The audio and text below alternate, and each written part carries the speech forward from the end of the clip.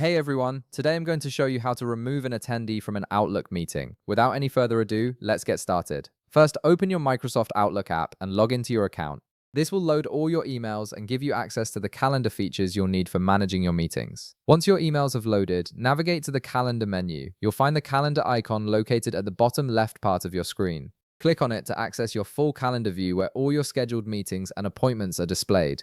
Now, once your calendar menu has opened, the process of removing an attendee from your meeting is quite straightforward. Start by locating the specific meeting you want to edit. You can browse through your calendar to find it, and once you've located the correct meeting, double-click on it. This action will open a meeting details window where you can view all the information about that particular meeting, including the list of attendees, meeting time, location, and any notes or agenda items you've added. From here, you can directly remove any attendee you need to.